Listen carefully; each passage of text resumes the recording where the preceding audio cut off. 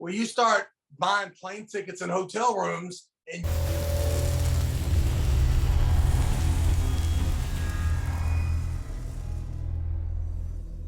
you don't have success, that's an easy deterrent from the entire procedure. So I'm not surprised that that arm wrestlers keep it regionally, 100%.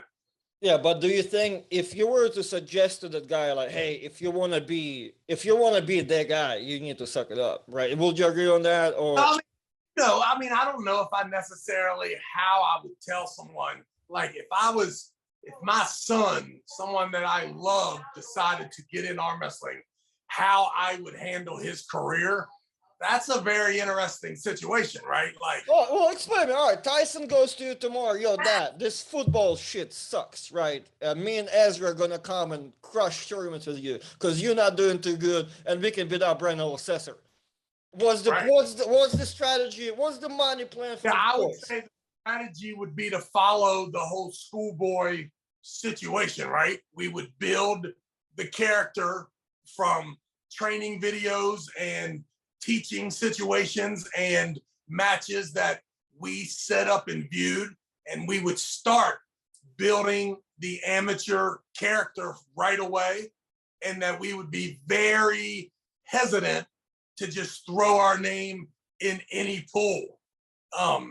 If we legitimately wanted to make money, get invited, and eventually wait until we had the athletic prowess to demand some sort of show up fee, and or just use the name, the Bagent name, to keep it, Jake Paulish the entire time.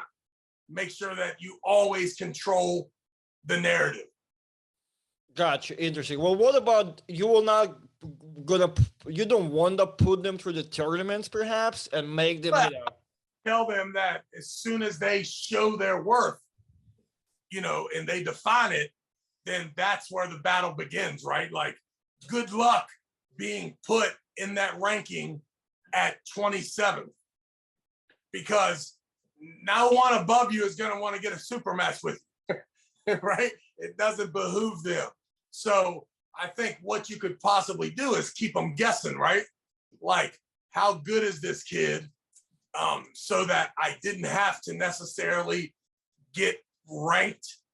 I could always control it myself, right? Like, I only took matches that I felt comfortable with, that were good for my social media and my brand. And then lo and behold, I sneak into the, king of the, what is it called? King of the table. King of the table, yeah. Because of my social media following. And then you also give yourself a lot of years to build up what type of real arm wrestler you are without putting yourself in that category that's, I think, going to be difficult to climb out of these days. Nice. So it's basically just straight business idea. I love it. Right. I mean, I would feel that, demonstrating your capacity in arm wrestling would potentially set it back from a marketing standpoint, if in fact that's what you were interested in, like getting on the big time reality shows, if and when they pop up, getting invited to the East versus West as a personality, right? Those things would behoove you as an amateur athlete, if especially if you were the type of amateur athlete that foreseen a pro career. You wasn't trying to find out. You already knew because of your father, that you could attract a major card, even if you were then on the undercard. The last thing you would want to do is get beat by, Joe Dumbass at the Pennsylvania State Fair.